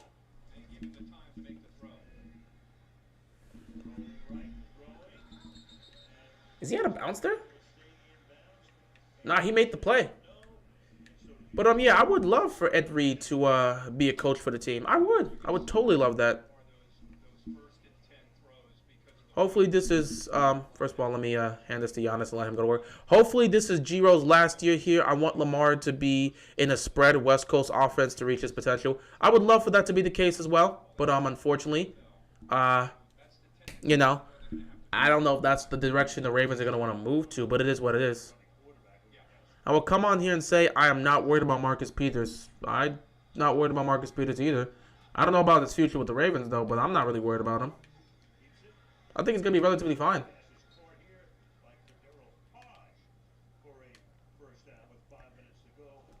But, yeah, I would love to have him be in more of a spread West Coast offense. That's what I said he would thrive in. Fortunately, the Ravens don't seem to understand that, so it's unfortunate. It's unfortunate. Come on, bro. You had to cut. You had to cut. Don't force that. Don't force that. Do you think this season will be a failure if we don't make it to the AFC Championship game? That's a good question. I feel like in some ways, yes, but in some ways, no. It all depends on what your expectations were. Let me dunk this real quick. It all depends on what your expectations were entering the season. Because I had them losing in the divisional round. I had them going 12-5, winning a home playoff game, and winning the divisional round. Because I wasn't fully sure how this team's going to look. Because everyone was coming back off of season-ending injuries. I didn't know how they were going to look. But, you know, if they look better than what's advertised, if they win like 13, 14 games, one could legitimately make the argument right here. Yeah. If you win 13, 14 games and you don't go to the AFC Championship game, let me do it again. If you win 13, 14 games and you don't get to the AFC Championship game, then I think this would be seen as a failure. But it all depends on how the Ravens play down the stretch. You know, they're a 6-3 football team. If we're here at the end of the season and they're 14-3, sorry, 14-3. Yeah. If we're sitting at the end of the season and they're 14-3 or 13-4, then yeah, you can make the argument that probably should at least make it to the AFC Championship game. Bobby, I'm gonna let you run that while I read this comment. I can only imagine Marcus Peters playing on oh Jesus, man, hold on. Oh, Middleton, you have the spot. Work him. It's one-on-one. It's one-on-one. That's what I'm talking about. That's why I love you, Middleton. I can only imagine Marcus Peters playing on the defense with. Oh wow, I'm not even by my guy. Trying to read this comment. My bad. With Ray Lewis and Suggs, I know guys like Peyton Manning and Brady would have been even more annoyed. They would have, but you know, if you're a competitor, you'll be fine. There are guys like that. I'm sure Brady's played with guys. Same for Manning. They played with guys with that level of energy. So Giannis is running screens. Okay, let me see if I can get that real quick. If he's gonna run that screen for me, I'm gonna take it. Could you imagine Lamar Jackson in the 49ers offense? I've talked about that before. Lamar Jackson with Kyle Shanahan would be disgusting. Mariota, take it off, but there's a flag. Look at that defense right there. Incomplete, though. Giannis didn't run it, so I was like, that's not what I wanted. Oh, wow. Oh, he got that to me. Oh, I faked him. There would have been a lot more trash talking. Exactly. Would you like Sean Payton as a head coach? I wouldn't mind Sean Payton as a head coach. But again, I don't think John Harbaugh is going anywhere. So that question is a tough one to answer because I don't think he's going anywhere. That's just me. I don't think he's going anywhere. So it's just like, I wouldn't mind him as a head coach, but I doubt he's going anywhere. Did you see what Sean Payton said about him and Lamar? Yeah, he said he's a free agent. He's a free agent and Lamar's going to be a free agent. That was a big emphasis there. But it all depends on whether or not he ends up getting a contract, which is going to be discussed until he either gets a contract or they franchise tag. Come on, Giannis, you poked the ball away. Never mind, that's good defense right there by Giannis. Let's push up the tempo. See, if that was Giannis, I could have lobbed it. If that was Giannis himself down the court, I could have lobbed it. But I'm not going to lob it to Jrue Holiday. We'll take the assist. But yeah, I wouldn't mind Sean Payton as our head coach. I don't think that'd be a back. Give me that. I don't think that would be a raw deal right there. No, don't come back to it. Don't. Giannis, damn. I didn't need him to get posted like that. I did not want him to get posterized. Come on. Oh, look at this. This is too easy. If you're not going to run down the court and guard me, I'm just going to get past you. My character has speed for a reason. Maybe Sean Payton could evolve Lamar more. Who knows? I mean, it's Sean Payton. He could. Oh, look at getting back there on defense. Again. Look at the stops. Look at the stops. Oh, crap. No, I didn't mean to turn the ball over. I was looking at my man, Kevin. Shit. What's going on, bro? I looked at your comment and turned the ball over. What's up, comrade? It's all about whether our offense can be healthy enough to match our defensive intensity. Thank God for Giannis. If you can run the court, I'm lobbing this. Okay, he's not there. I'll just have to dunk it. Come on, Giannis. Run down the court, bro. We got to connect on them lobs. But, yeah, you are correct. In terms of the offense, if they can match the intensity of what the defense is doing, we have a shot to go far. Oh, that reversal. What the the ball just hung there. What in God's... Damn it, 2K. Oh, I'm open again. Look at this right there. Oh, God, I got blocked. But, yeah, I mean, you are correct about that. If the offense can match the intensity of our defense, we'll be in a we'd be in a better position for the most part. Honestly, I don't know what the Ravens are going to be in the playoffs. Giannis is slowly getting open. Middleton, you didn't have to take that mid-range shot. You tried to fade back on that. It was a lot of contact there. You didn't have to do that, man. You didn't have to do that. I'm trying to run a pick and roll here. No, this is a mismatch. Giannis, get back in the paint, bro. Switch. Oh, no, this is not what I need. No, switch. No, switch. Oh, God. I got to play this guy. No way. Good defense. Let me get that real quick. Giannis, if he can run up the court. Giannis. I got stuck. All right, Brooke. Brooke. Who are you lobbing it to? The hell was that? Who the hell are you throwing the ball to? This is why we don't let you lob on this team. Bro, there's only 2 people that should be throwing lobs. Actually, no, 3 people. Me, Middleton, and Holiday. Don't ever try that again. What was that? Then send that shot to hell. Good defense again. Oh, wow, he got the rebound. Nope. Oh! Ibaka is in the game. I forgot. Ibaka's here. Okay, that's good. Now I'm going to get a break. Coach really be working me in these games. Anyway, how do you feel about today's era where the refs start getting more soft about hitting the quarterback and the DB not being able to touch the receiver because it's a PI? Because a PI is going to get called. I hate it. I appreciate. Oh, look at this run. That's a nice run to pick up a first down. That's a good run right there. How do you feel about... Oh, yeah. How I feel about today's era? It's unfortunate that does happen. Damn, I should have never looked up at the game. That's my fault. Sorry, 2K. That is my fault.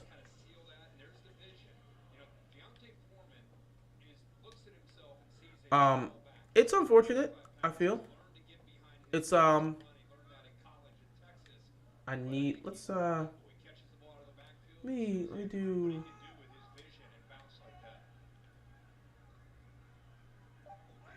Oh, wow. I was trying to set a play.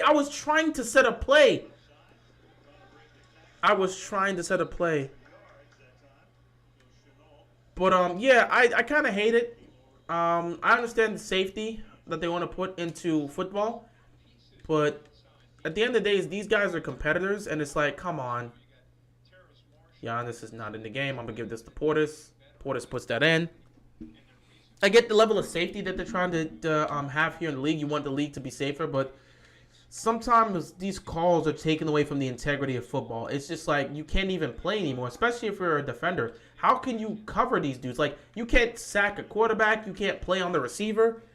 The level of physicality is being taken away from the game of football, and it feels like in some cases that can harm it. So that is something that I, let me actually,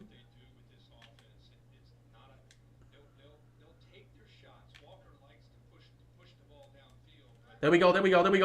That's what I wanted. Let's go. Good job, Giannis. Can you call for Giannis to do a pick and roll or cut? I could. Usually, with me and Giannis, usually a lot of times we're on the same wavelength. It's not like I need to really call a lot of plays on this offense, because they can't really guard me or Giannis. So a lot of time we do kind of run a pick and roll here, but it's not like I call it often. I don't really call plays here that often unless I need to. Like if the game's close, that's when I start calling plays. But we're dominating right now, so I have no reason to even want to remotely call plays. Chill out. 2K like to do that glitch. Look at that assist right there. We're dominating right now, and I feel no need to like do that. But if the game's coming down to the wire, I'm calling plays. Because I need to make sure we're running the right things. If I gotta pay a little bit of ice, so I'm gonna play. Oh, look at it. Oh, that was a block. Okay, that was a block. Marlon would have been thriving back then in the 2000s the way he's very physical. He would have. He would have. He would have. He totally would have. I think a lot of players would have thrived back then. If you honestly just take a look at it, a lot of players could have thrived back then if they got to play in that era. But especially because there's a lot of physical guys. That's a lot of physical guys that are still here, but you know they don't get the opportunity. Who do you have winning the UFC title match on Sunday? I'm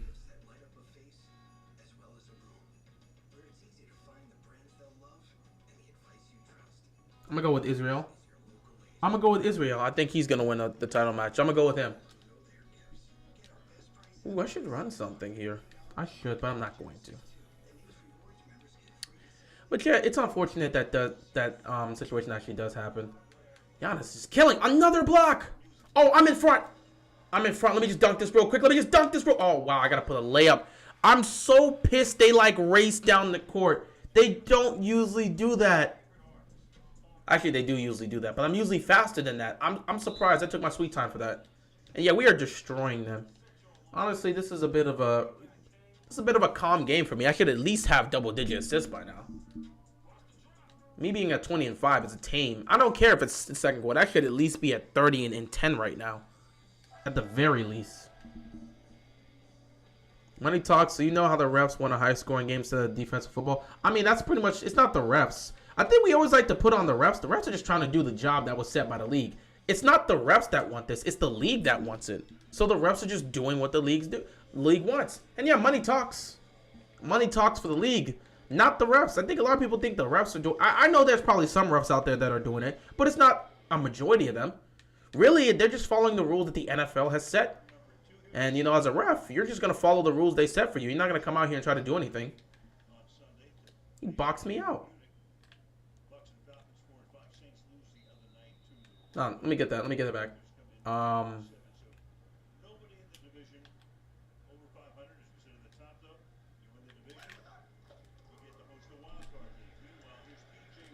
They immediately ran that. Right there. There we go. Good look. Wisconsin's got to be lucky that they've got the Bucks because the Packers are an absolute dumpster fire. Let me get to my guy real quick. Are an absolute... Oh, God. Yeah, I'm sorry. I'm trying to read these comments. Are an absolute dumpster fire. And oh, God, I should have... Are an absolute dumpster fire. And probably for the next few years. Maybe even a decade at worst. I don't know. I mean, it's 1 year. They're having a bad year, but I don't know if that's going to happen to them long term. So it's tough for me to sit back and say, oh, yeah. Oh, he chose to run that. Bro, you don't have to shoot fadeaways like that. The refs suck nowadays. Jeez, I got to stay with my guy. He keeps moving. Refs suck nowadays. The Bears game where Claypool got completely PI'd and didn't get a call. They've been missing so many calls this year, but it's something that's starting to become more consistent, so it is unfortunate. Locked him up.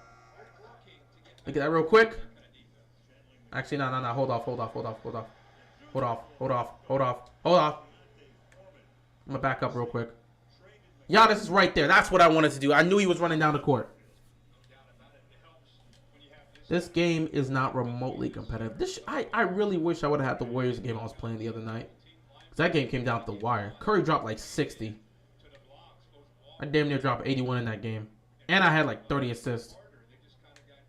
That was a nasty game too, but I had no choice. I had to take control of everything there. They're getting locked up again. Look at this. This is disgusting. You can have 21 points. This is easy. Easy money. Easy money. One thing I've been noticing is Humphrey isn't getting a lot of holding and PI calls this year. Yeah, he's back to his all-pro form. He's not exactly... He's been physical and aggressive, but he's not being overly physical and aggressive like he was in the last couple years. Which is exactly what you want to see. That's why I say he's back to his all-pro form. Is your player a pure slasher? Yep. I did... What? What? 2K!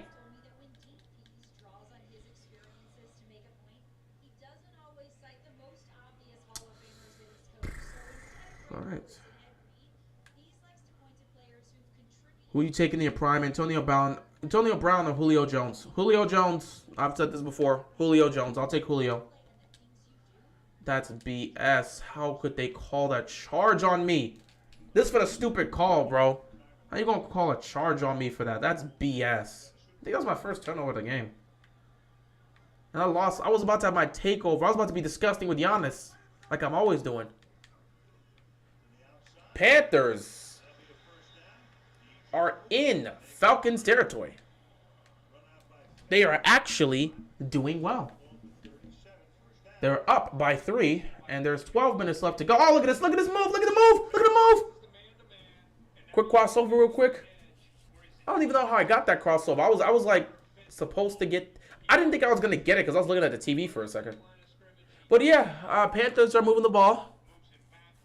Panthers are moving the ball. Looks like they're getting closer and closer to the field goal range. DJ Moore with 3 catches, 28 yards so far in this first half here.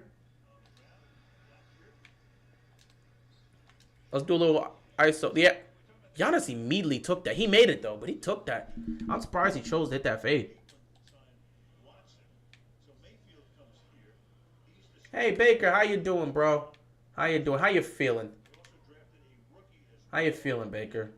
It's good to see you. I feel bad for your circumstance, but, hey, it is what it is. How'd you get munched up like that? Oh, God, oh, God. He's not shooting that. He's not shooting that. Nope. Easy money. Easy money. Easy money. Easy money. But what was I talking about? Yeah, it's unfortunate with the officiating, but it is what it is. Also with Humphrey, oh Jesus. Also with Humphrey, it's he's just back to his all-pro form, so give the man his credit. Oh, what a stop.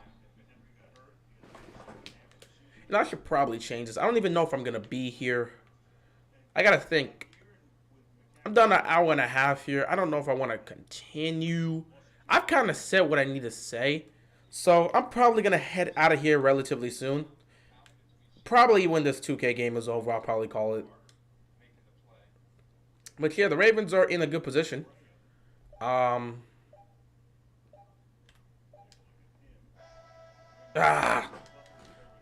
didn't even notice how much time was on the clock. The Ravens are in a good position right now in terms of where they rank or where they are currently in the AFC North.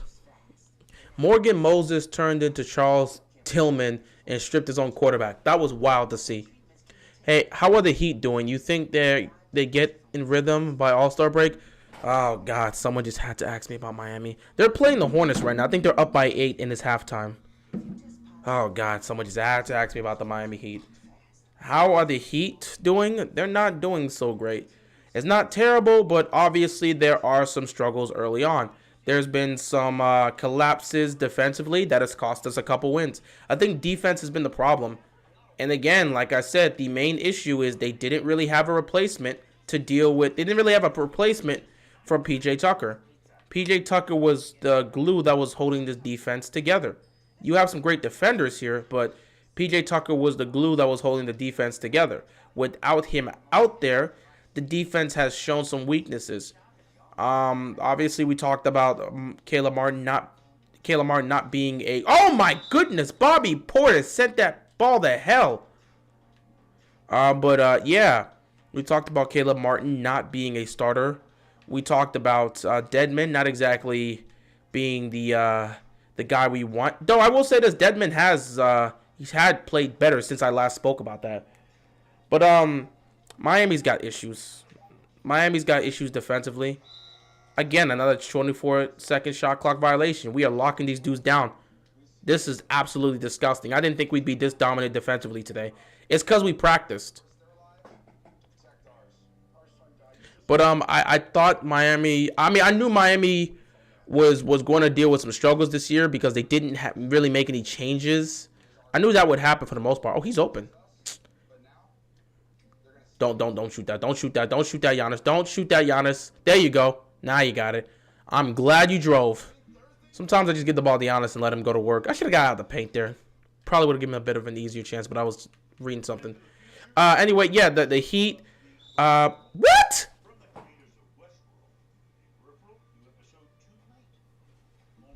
Bro, that's the second foul 2K's got me with this BS. Yeah, Miami's not in a good situation right now. I just don't know if they could be able to compete this year. I do have questions with that. Oh. Oh, Middleton. 3. Come on. I have questions. Again, we didn't really replace PJ Tucker. Defense has been the biggest problem for the Heat this year. Offensively, we were never that great. There are just some problems everywhere. Also dealing with some injuries, but oh, look at that. Give me that.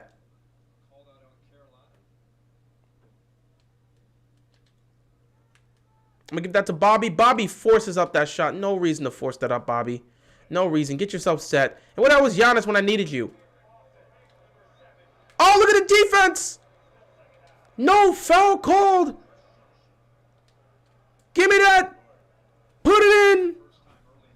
But yeah, in terms of Miami, defense is a problem. Offense has some issues there in terms of being consistent. And yeah, I don't feel I don't feel great about the Heat's chances this year. I already said that before the season started. If we didn't make a move in free agency, I don't think we would really be a team that would be legitimately competing this year. That's just how I personally felt. Giannis getting to the paint. Disgusting. Absolutely disgusting. I mean, I'm sick. I'm literally sick. This is not a basketball game. It's 73-29. That's actually disgusting. I don't think we've ever been this dominant defensively. Finals pick? I think it's too early to talk about finals pick because even the teams that you're looking at, both in the East and the West, there's been some struggles here for some teams you expect to compete. Look at another bad offensive play for them.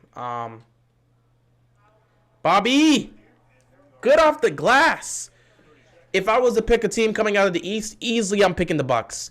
But coming out of the West, I don't know. I'm going to say right now, the Utah Jazz is not winning the championship. The Utah Jazz are a great young team, and I love what's happening this year. But they're not going to win the championship. Let's stop this. They're a young team with a lot of guys that are thriving and developing, and you love what you're seeing right now. They're not winning the NBA championship. It's not going to happen. Because they're not beating a team like the Warriors in the 7-game series. Warriors have had their struggles. But if the playoffs were to start today in a 7-game series, nobody's picking the Jazz to win that. But I like what I'm seeing from Utah. But honestly, if I was to have to pick someone from the West, again, I'll just put my money on the Warriors getting it done again. So I guess Warriors and Bucks. I would like to see the Suns get their chance, but they choked. They choked so bad that I just can't trust them.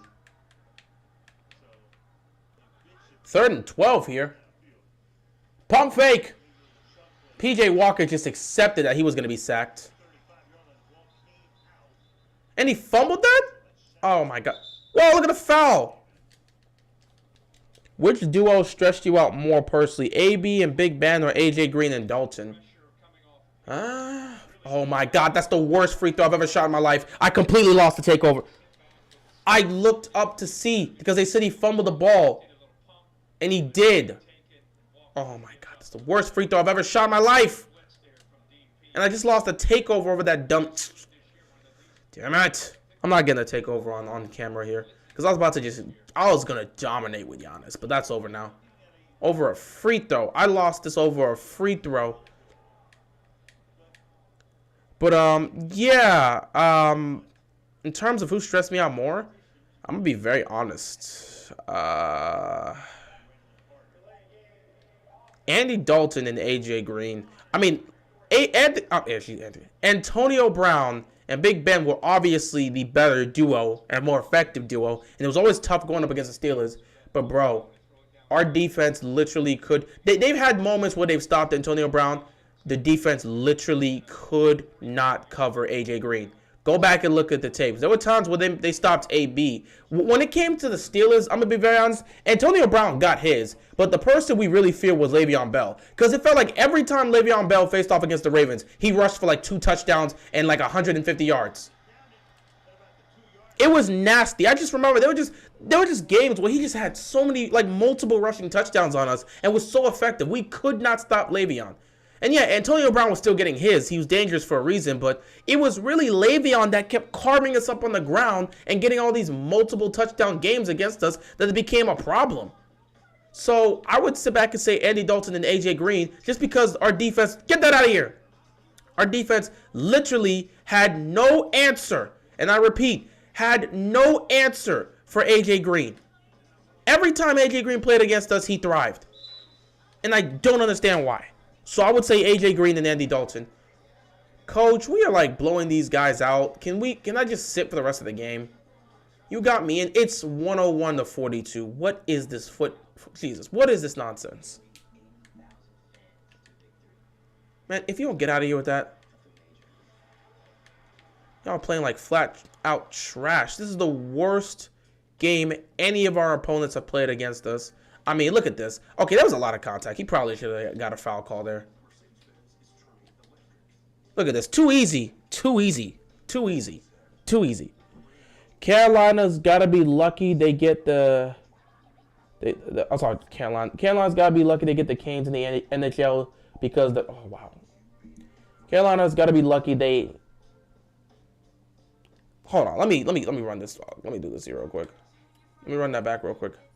Hold on. Giannis is up. Let him get the one-on-one matchup. Let him work it. Empty the... Oh, there's a double team. You got to pull that up now. Oh, my goodness. I didn't think they would engage in the double team, so I wasn't prepared to see that happen. But, to read your response, let me pause here for a second. Carolina's got to be lucky they got the Kings in the NHL because the Panthers and Hornets suck this year. Also, somehow the Panthers still have a shot to make the playoffs in the NFC South. Boom! What? There we go. Boom! He didn't touch the ball, did he? Let me see. Oh wow, that's a foul right there. Then I'm sorry. And somehow the Panthers still have a shot to make the playoffs if the NFC South stays bad, which it probably will. Yeah, Carolina will be fine.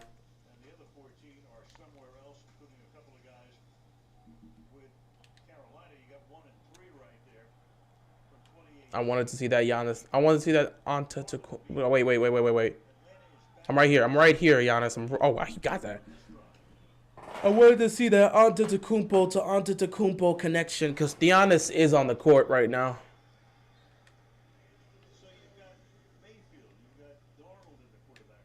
Oh, he greened that. Good for him. The Jazz have a better record than the Warriors, but we all know damn well the Jazz ain't beating the Warriors in the playoffs. Pretty much. Oh, look at it. Excuse me, man. We all know. I see a double team. You got to hit that three, man. Thank you. You missed it last time. We're forcing double teams is what you want to see. Yeah, we know the Jazz can't hang with the Warriors in the 7-game series. We know that. So, but for me, I think Utah should take this. The way they're playing right now, use this as you have draft picks. So use this as an opportunity to see who you should build around. Which are the players that are going to thrive with this team? Build around them. So this is great. You love to see them have pieces that are working out right now. Crazy. Talking about Baltimore for. Crazy to think that the Ravens was Bell's last team. I don't even know if that's going to be his last. Has he officially retired? I mean, I know he's doing the whole boxing thing right now, but doesn't necessarily mean that he's retired. I don't think he announced his retirement or anything. But if the Ravens are his last team, that's ironic.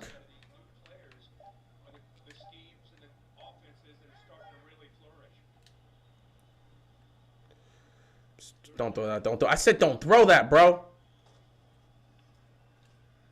Oh, God. You remember when AJ Green had 227 yards on the Ravens? Not even the half. Yeah, I remember that. Like I said, AJ Green always ate when he went against us. We never knew how to properly cover him. Giannis. He got fouled badly. Ugh. Coach, it's 112-44. End this so I can put the stream to bed. He said he wanted to focus on his boxing career, so technically, yes. We'll see. I mean, if anyone offers him an opportunity to get back on the field, there's a good chance he may do it. Knowing Le'Veon, he would play football and also try to train to be a boxer until he gets another opportunity somewhere.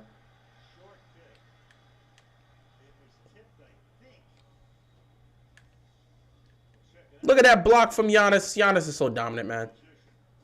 It's just not fair what we're able to do. Let me dunk this real quick. It's not fair. And another 50-point game for me. I'm 86% from the field. That's actually low-key nasty. I mean, this is disgusting. I feel like these new fans from 2019 don't know what the Ravens fans went through from like 2014 to 2017. You talking about 2014 to 2017. How about you talk about the early 2000s? How about you talk about that era between 2002 to 2007?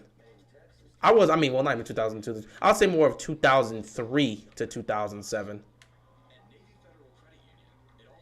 I would talk about that era for the most part because that was more frustrating because you actually had a team that could compete, but we just didn't have the quarterback to get it done. I shouldn't have missed that. And Giannis shouldn't have missed that. He's going to put that back up.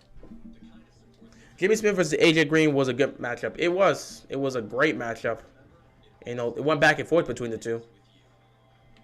But yeah, it was very frustrating watching our defense get wasted year in, year out because we didn't have a quarterback. And then we know about the certain individual that ended up getting drafted that didn't work out. Remember when Big Ben threw 12 touchdowns in 2 weeks? Yeah. It's actually funny how Ben never actually won an MVP. I don't even remember if he was ever in the MVP conversation. Finally, it's over. Coach, I'm ready to go. They put up 50 points. The score is 125 to 50. These frauds should never play basketball again. Yeah, that era was nasty, and it was frustrating, and we don't talk about that anymore. Congratulations on the dunk. I mean, you guys are getting killed. Did you even show up to play a game of basketball? I mean, my God. The fact that I only have 10 assists just speaks to how I just wasn't caring. Oh, this is just mean. I'm getting nasty with it. I feel like when we would go against the Steelers, it was more of Le'Veon Bell torching us. That's exactly what I said. It was exactly because of Le'Veon Bell. Antonio Brown was cooking, but it was really Le'Veon Bell that was torching us. Time and time again, he was torching us in the run game, and we just had no answer for him. Coach, get me out the game, please!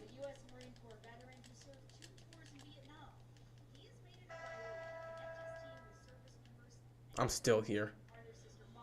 We might have to talk about this afterwards. But, yeah. As this game is getting ready to end, so is my time here. So, what? I blew the layup. So, one of the things I want to do just to finish this off is speak on the Ravens. And I will give one final talk about the Ravens before I officially end this live stream and call it a day. Because, no, I'm not going to be here for Thursday Night Football for the entirety of this. But, final minute here. I'm going to... Not really looking to do anything here, honestly. I can just hold the ball and... Why would you... Jesus, why would you give me the ball? I'm not looking to do anything. I'm just here to kill the clock. Oh, put it up. Oh, nice three. But yeah, the Ravens... 6-3 right now. That's pretty damn good. Probably shouldn't have fouled him. Oh, look at this run! Look at this run! The Panthers get in the end zone for the touchdown! And all of a sudden, they have a double-digit lead. Oh my God, the Panthers are gonna have to choke away this game. What happened?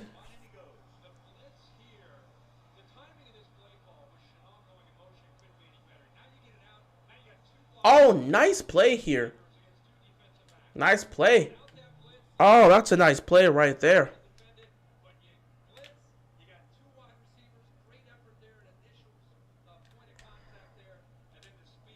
Hit that back to me. Pull up.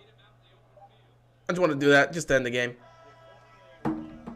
I didn't think the end of this live stream would be a huge touchdown there. A quick throw. I thought it was a touchdown run. No, this is a touchdown. This is a receiving touchdown right here. They ran a quick play here, faked it to the running back, quick throw towards the left side, and homeboy took it the distance. So the Carolina Panthers are up 10-0 as I'm getting ready to call it a day. That's actually pretty good. But I'm pretty much done here. One last thing to say about the Ravens. The Ravens, what happened to Kyle Pitts? Well, that's only one player. He can't save the entire team. One last thing about the Ravens here. In terms of where the Ravens rank, I think we said they're at we'll rank them at number 5 or number 6. They're the 5th or 6th best team in the NFL. They have the talent to compete for a championship, but they have to learn to consistently finish games. Time will tell. They have 7 games left to go in the season. They're on the bye week right now, and we will see what happens moving forward. But the Ravens' chances to win the championship is as good as anybody right now in the league. And if they can clean up their mistakes, get healthy, and be more consistent in finishing football games, I think the Baltimore Ravens will have a fantastic chance in being able to go on a run in the playoffs.